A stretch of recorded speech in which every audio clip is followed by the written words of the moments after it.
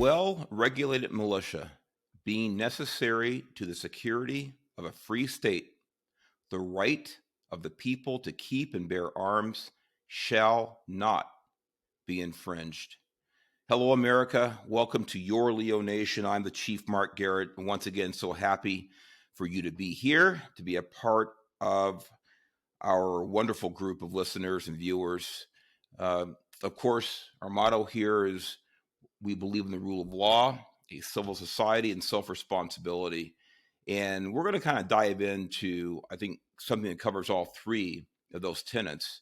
And kind of a, I think, kind of a heavy show as far as information, but great information. So let me dive right into some things we're dealing with across this nation right here today, and something that's attacking our society at the core of the rule of law, the Constitution, the Bill of Rights, nature's laws, God's freedoms that are bestowed on every human being in this world. So with that said, I'm going to read a piece to you, or parts of a piece from you, not the whole thing, from Imprimis, which is a wonderful, wonderful periodical that's produced by Hillsdale College. If you have not subscribed to Imprimis or don't know about it, look it up through Hillsdale College. It's absolutely free. Absolute wonderful resource for almost everything American culture, American history, American education. It's a wonderful world education. So check it out. So that's what I'm reading from today. This piece is from about 10 years ago, 2013, and it's written by Edward Erler for Imprimis. And let me dive right into it. Again, 2013. We are currently mired in a frantic debate about the rights of gun owners. One example should suffice to prove that the debate has become hysterical. Second Amendment supporters, one prominent but less than articulate member of Congress alleges, have become enablers of mass murder. This is a congressperson from 10 years ago saying that you and I and everybody who believes in the right to bear arms is an enabler of mass murder. That hysteria continues now, as we know. Special animus has been directed against so-called assault rifles. These are semi-automatic, not automatic weapons. The latter have been illegal under federal law since the 1930s because they require a trigger pull for every round fired. Semi-automatic firearms, to be sure, can be fitted with large capacity magazines, but what inspires the ire of gun control advocates seems to be their menacing look. Somehow they don't appear to fit for polite society. No law-abiding citizen could possibly need such a weapon, we are told. After all, how many rounds from a high-powered rifle are needed to kill a deer? And we are assured that these weapons are not well adapted for self-defense, that only the military and the police need to have them. Now, it's undeniable, Senator Dianne Feinstein, to the contrary notwithstanding, that semi-automatic weapons such as the AR-15 are extremely well adapted for home defense, especially against a crime that is becoming more and more popular among criminals, the home invasion. Over the past 2 decades, gun ownership has increased dramatically at the same time that crime rates have decreased. By the way, it's still true today, even 10 years later. Combine this with the fact that most gun crimes are committed with stolen or illegally obtained weapons, and the formula to decrease crime is clear. Increase the number of responsible gun owners and prosecute to the greatest extent possible under the law those who commit gun-related crimes or possess weapons illegally. Now, this is what has changed dramatically in the last decade, that the prosecution of those committing gun violence or in possession of guns illegally are more likely to be released from prison early, are more likely not to be prosecuted, or are more likely to be prosecuted for lesser crimes than they should have. This is the problem, one of the problems. Consider also that assault rifles are rarely used by criminals because they are neither easily portable nor easily concealed. In Chicago, the murder capital of America, a city with draconian gun laws, pistols are the weapons of choice, even for gang-related executions. But of course, there are horrible exceptions. The mass shootings in recent years, and certainly we must keep assault weapons with high-capacity magazines out of the hands of people who are prone to commit such atrocities. In other words, criminals. It goes on to talk about some contemporary shootings of the times. Articles was written, and I won't touch on those. They speak for themselves. But moving forward, I want to go back to what I read in this opening, the Second Amendment. The Second Amendment talks about the militia, and so does this article. The whole people are the militia. The Second Amendment reads as follows: a well-regulated militia being necessary to the security of a free state, the right of the people to keep and bear arms shall not be infringed. The immediate impetus for the amendment has never been in dispute. Many of the revolutionary generation believed standing armies were dangerous to liberty. Militias made up of citizen soldiers, they reasoned, were more suitable to the character of Republican government. Expressing a widely held view, Eldridge Gerry remarked in the debate over the first militia bill in 1789 that whenever governments mean to invade the rights and liberties of the people, they always attempt to destroy the militia. The Second Amendment is unique among the amendments in the Bill of Rights in that it contains a preface explaining the reason for the right protected. Militias are necessary for the security of a free state. We cannot read the words free state here as a reference to the several states that make up the Union. The frequent use of the phrase free state in the founding era makes it abundantly clear that it means a non-tyrannical or non-despotic state. Justice Antonin Scalia, God rest his soul, writing for the majority in the case of District of Columbia versus Heller, 2008, rightly remarked that the term and its close variations were terms of art in the 18th century political discourse, meaning a free country or free polity, an organized civil society. The principal constitutional debate leading up to the Heller decision was about whether the right to keep and bear arms was an individual right or a collective right conditioned upon service in the militia. As a general matter, of course, the idea of collective rights was unknown to the framers. Ladies and gentlemen, listen to that again.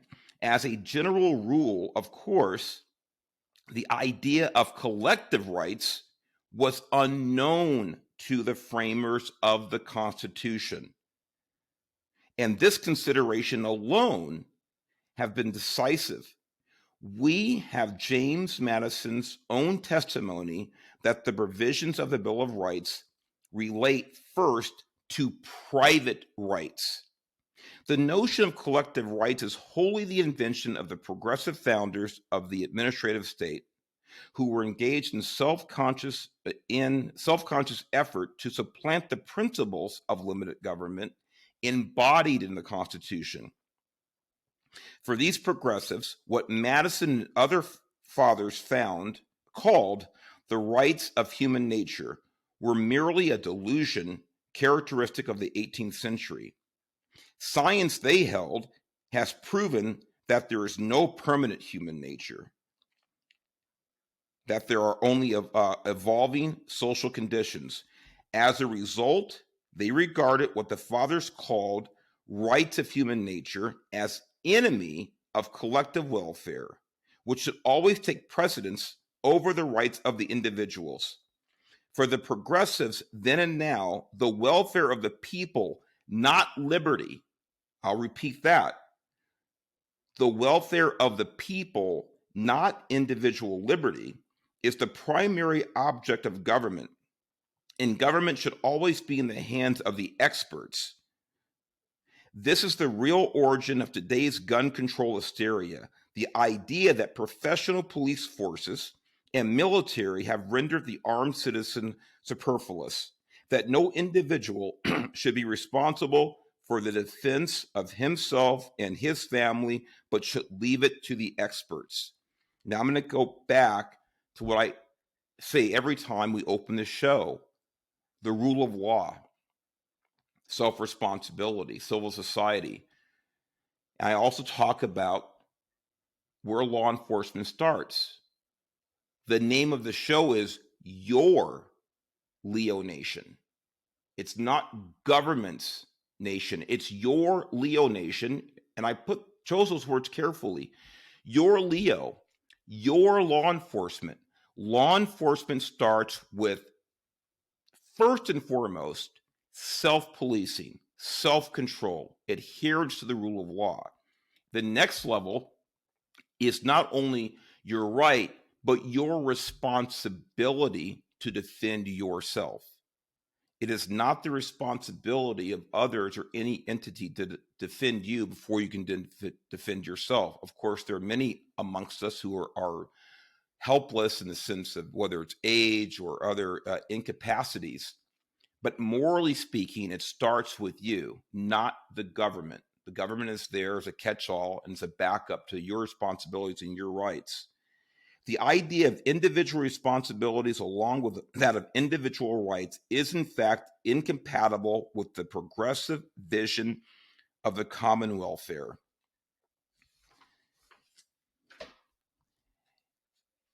I can go on. This article is so in-depth that it needs to be read by everybody who appreciates individual rights and understands why the Second Amendment is number 2, right after, of course, the First Amendment. There's a reason they put them in that order. There's a reason it's part of the Bill of Rights, the first revisions, the first amendments to the Constitution. It's there for a reason. It's an individual right. It's not a collective right of the state. Near the end of this article, the writer continues, Justice Scalia noted that those who argued for a collective rights interpretation of the Second Amendment have the impossible task of showing that the rights protected by the Second Amendment are collective rights, whereas every other right protected by the Bill of Rights is an individual right. You can tell I've read this article before we started. I actually forgotten what this said here, what I highlighted, but I knew it was important. It is true that the Second Amendment states that the people have the right to keep and bear arms, but other amendments refer to the rights of the people as well. The Fourth Amendment, for example, guarantees the rights of the people to be secure in their persons, houses, papers, and effects against unreasonable searches and seizure. But there seems to be a universal agreement that the Fourth Amendment belongs to the individual. The court in Heller did indicate, however, that there could be some reasonable restrictions on gun ownership. Long-standing prohibitions on the possession of firearms by felons and the mentally ill, for example, will continue to meet constitutional muster. Laws that forbid carrying firearms in sensitive places such as schools and government buildings are also reasonable regulations, as are conditions and qualifications on the commercial sale of arms. The prohibition on dangerous and unusual weapons, including automatic firearms, fall outside Second Amendment guarantees as well. But the Heller decision is clear that handgun possession for self-defense is absolutely protected by the Second Amendment. Can handguns be carried outside the home as part of the inherent right of self-defense? The court indicated that handguns can be prohibited in sensitive places, but not every place outside the home is sensitive. And if carrying weapons in a non-sensitive area is protected by the Second Amendment, there can be restrictions on concealed, can there be restrictions on concealed carry? These are all questions that will have to be worked out in the future, if not by legislation, then by extensive litigation. And it goes on.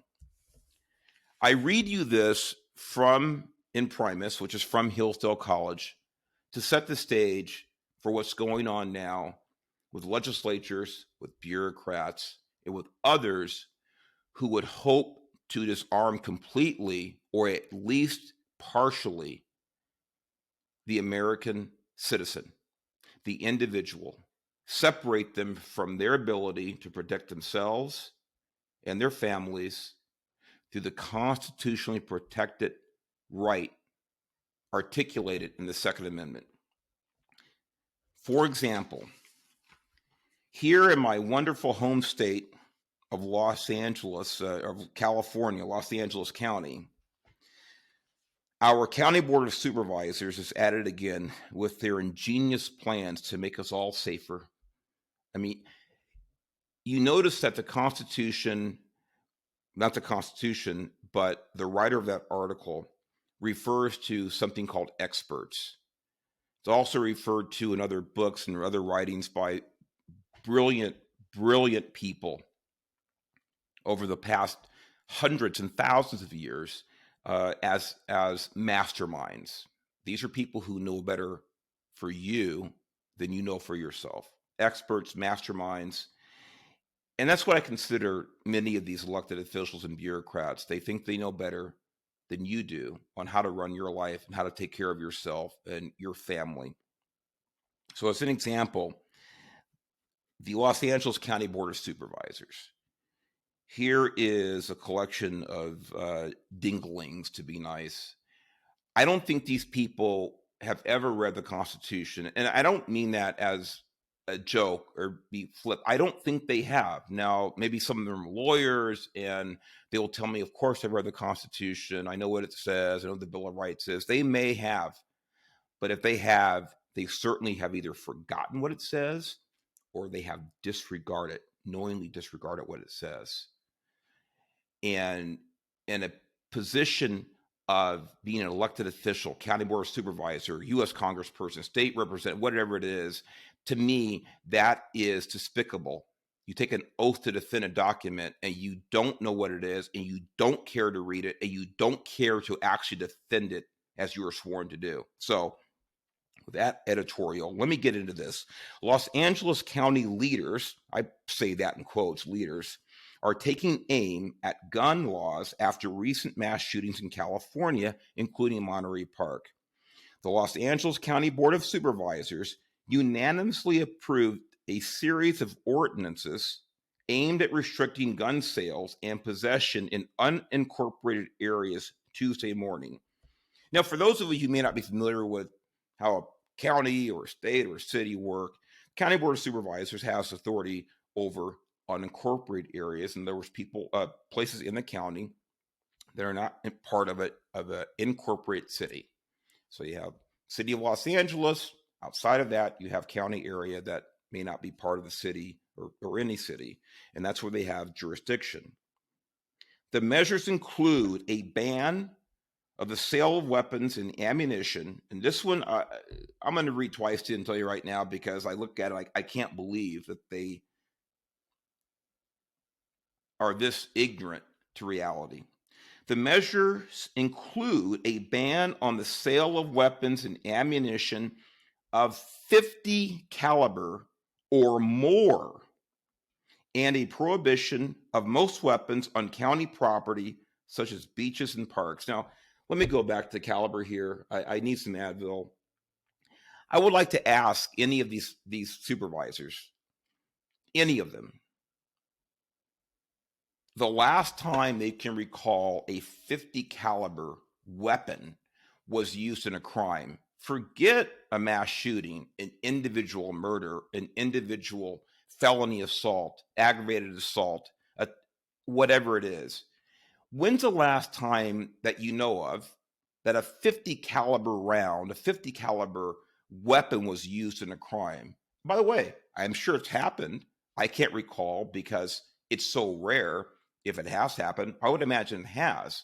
But when you're looking at these laws and ordinances these people want to pass, we have to look at the likelihood that they'll have any impact whatsoever in any way, positive or negative.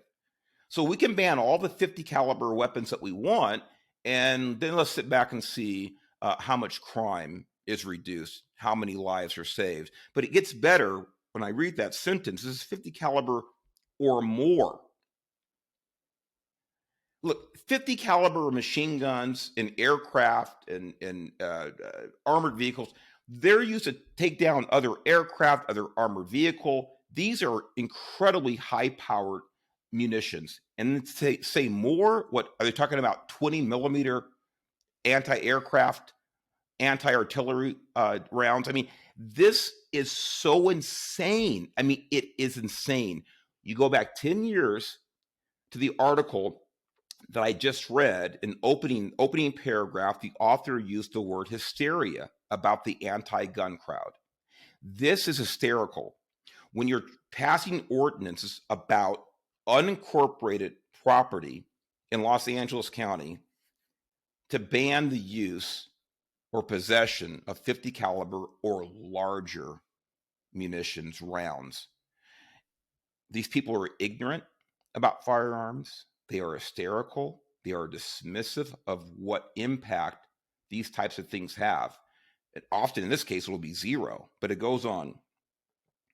Officials want to tighten restrictions on ownership and sales, discussing methods to prevent mass shootings, from mental health care assessment to policing and sentencing to gun safety.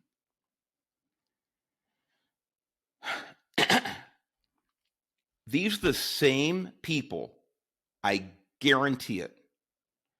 They've either voted for in previous positions of, their elected capacities, or they've lobbied for, supported, whatever it is.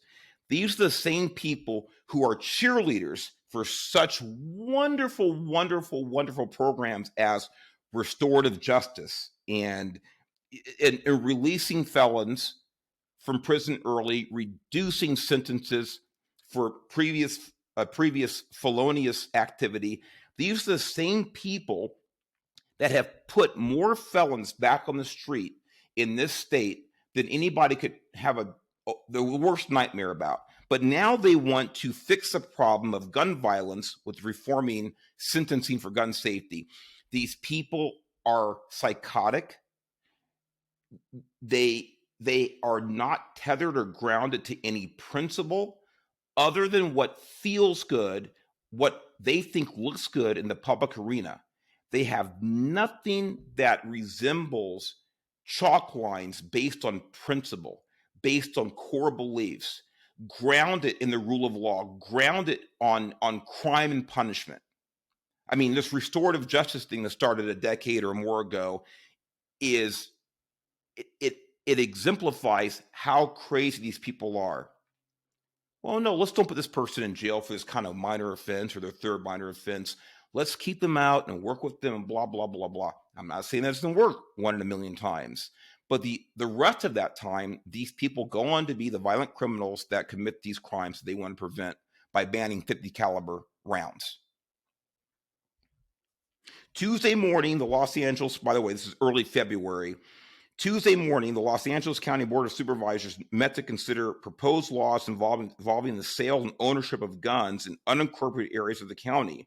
The supervisors unanimously approved a series of motions.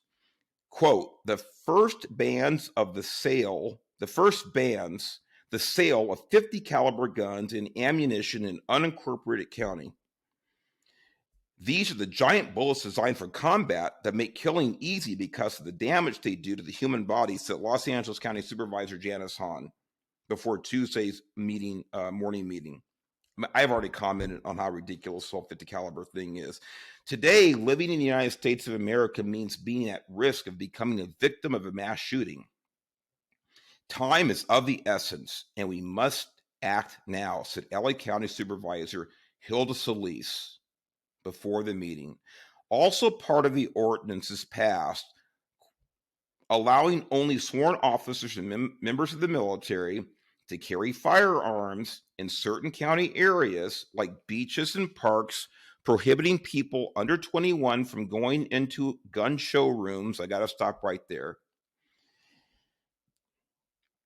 Unfortunately, most of the people across the country that are being killed through gun violence, let me rephrase that, through violent acts perpetrated by bad people, aka criminals, when using guns.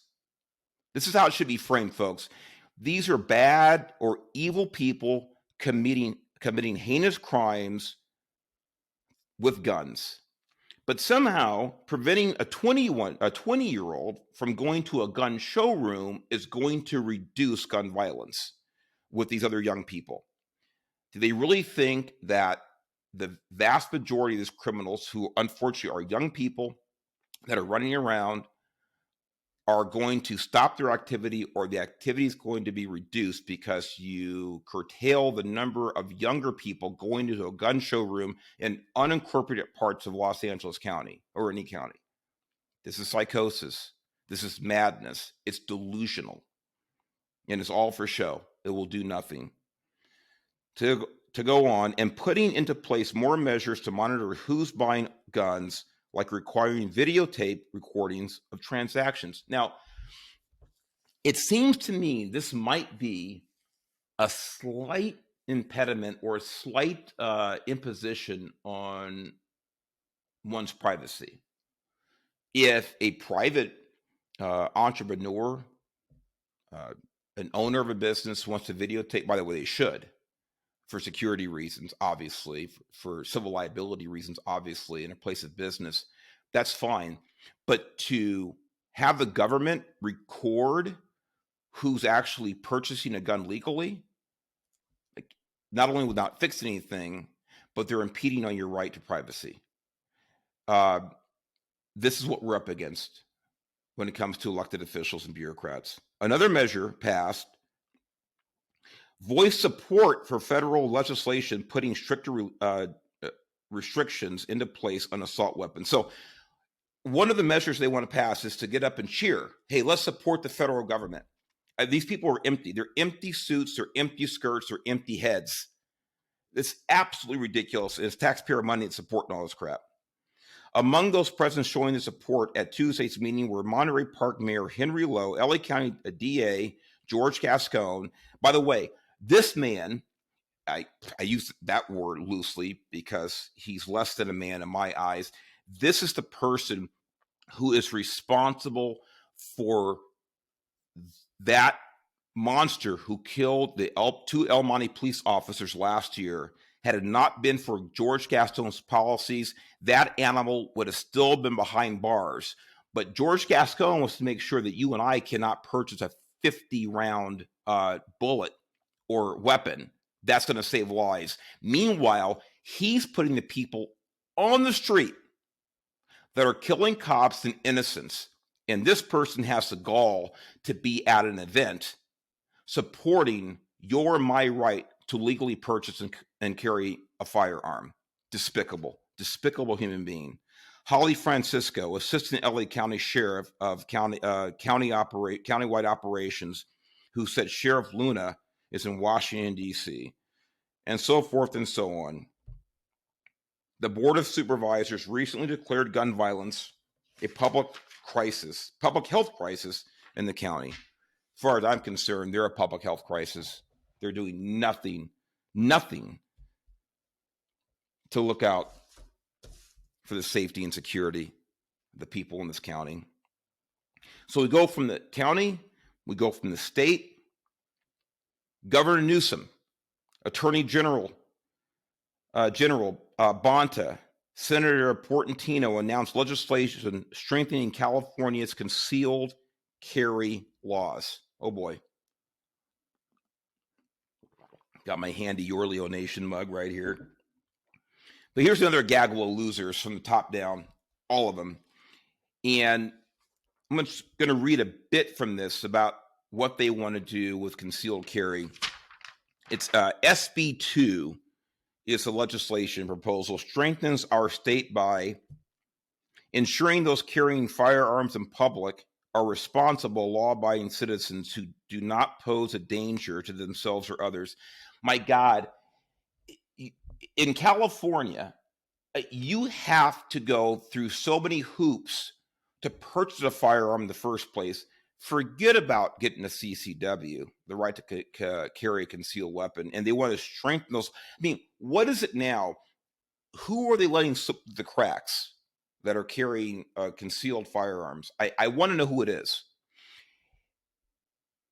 And any of these proposed legislations, ordinances, whatever it is, what would it have done to prevent the animal from murdering those poor people in Monterey Park recently? What would it have done to prevent the monster in Northern California in Half Moon Bay from murdering those innocent people just recently? Not a damn thing. You know it. I know it. These people know it. Nothing they're proposing is going to have any impact on criminals. And if they don't know what that is, that's someone who doesn't abide by the law. I have to explain this to individuals all the time in conversation. Do we understand? Do you understand that these people are criminals because they broke the law? Do you think this person who had a gun in his house for the last 10, 20, 30 years, according to news reports, law enforcement would have not committed the crime had CCW laws been stricter, had it been against the law to purchase a 50 caliber weapon? No, he already had the gun. Do you think these people breaking into homes or getting guns in the black market are going to stop their behavior because of new laws? It's not. The only people who would abide by this are, guess what? Law-abiding citizens. Folks, I know you've heard these arguments before. I know you've heard these points made before. And we have to keep making the arguments. We have to keep making the points. We have to keep referencing the Constitution. We have to keep referencing the Bill of Rights. We have to keep referencing God-given rights. Our God-given rights are codified in the Constitution. They are laid out in the Declaration of Independence. Like I said before, these people in positions of authority don't give a damn about the Constitution. They do not. If they did, they would be prosecuting and holding accountable the people who are already committing crimes, not trying to restrict my ability, your ability to lawfully and responsibly own and carry a firearm. So the governor and his gaggle of merry men and women go on to say, ensuring those carrying firearms in public are responsible, law-abiding citizens who not pose a danger, blah, blah, blah. Protecting children and young adults from gun violence by setting a minimum age requirement of 21 years of age to obtain a CCW. Protecting young adults from themselves. We give kids car keys at 15 and a half years old in this state, but somehow we're going to protect them when they're 20 years old by not allowing them to have a CCW. Look, I was a cop for 30 years. Let me say this, 30 years, and about half of that I was on patrol as an officer, as a first line supervisor, out on the wonderful, crazy freeways and county roads of Southern California.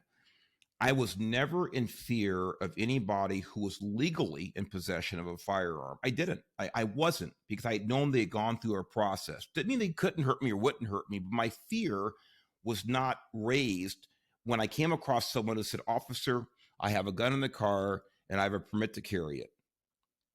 They were law-abiding. I'll tell you what I was afraid of. In my role as highway patrolman, I was afraid of someone driving a 4,000-pound car at 75 miles an hour down the freeway. They could be drunk, they could be crazy, or they could intentionally, want to hurt me. That was a problem. 40 million cars in this state. The point is this: is that if either someone is law-abiding or they're not law-abiding. If they're law-abiding, I'm not afraid of them violating the law in general.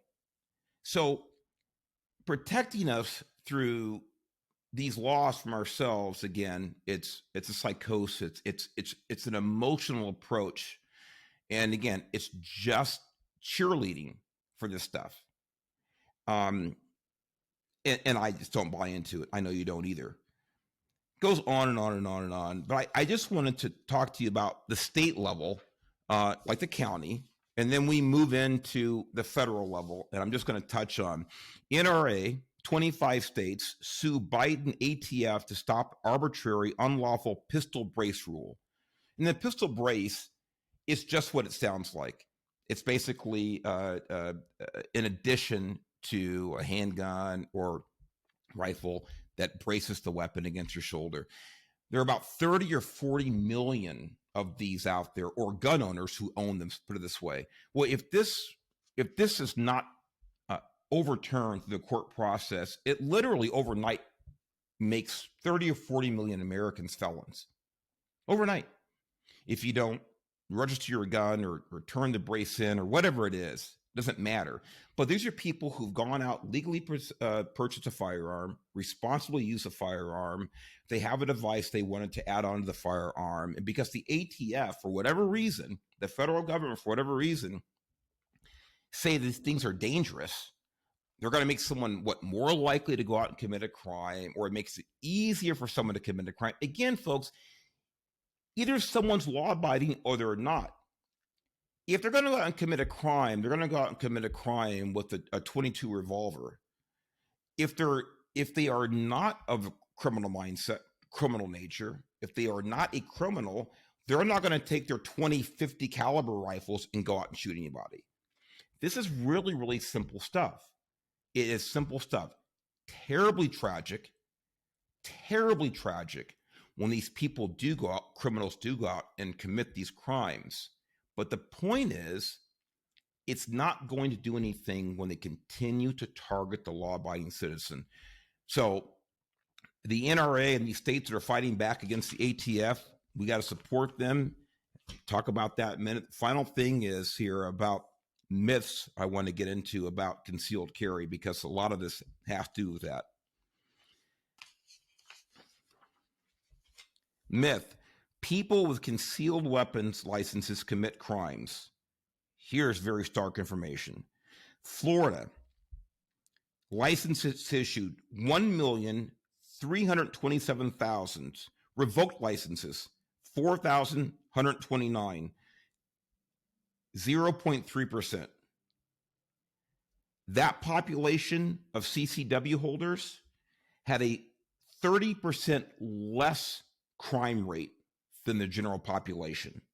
And this goes down a list of states with similar stats, ranging from a 1.4% reduction all the way up to 30% reduction in Florida. The point is that there is a lower crime rate with people who have CCWs. Likely because they're more responsible. They go through a background check. They go through training. They get their CCW. They're law-abiding. So it goes on and on and on. But look that one up, gunfacts.com. Let me read it again. It's actually gunfacts.info. It's there. Folks, the point of this show today was to remind you that responsibility starts with you. Just like your rights start with you. Individual rights along with individual responsibilities. What do? You know who to vote for. You vote for the people who harp on the Constitution, who harp on the Bill of Rights, who harp on the Declaration of Independence, who believe in individual liberty, who believe in individual responsibility. If you look at some of these knuckleheads that are letting criminals on the street, that are pacifying them, they clearly don't believe in individual responsibility. This is the problem. Rights and responsibilities go hand in hand. You need to support organizations, support the gun rights organizations, support the NRA, support the respective organizations within your home state. They're everywhere. There are a number of them, and I'm a member of a number of them. I support them. Support those people, support those organizations, support those elected officials, support those candidates, and first and foremost, Be the best citizen you can. Always honor the police, support the police, but do not, and I say it as a 30-year veteran, do not depend on the police for your individual or your family safety and security. If each of us have that attitude, if we have that mentality, this would be, and we can make this a safer, more productive, and more civil society. Thank you for listening. Do not forget to go to the Leo Project. It's under Your Leo Project, our nonprofit partner. Send whatever you can so we can help the families of fallen officers, those officers who are injured. Thank you here. God bless you. God bless America. We'll see you next time.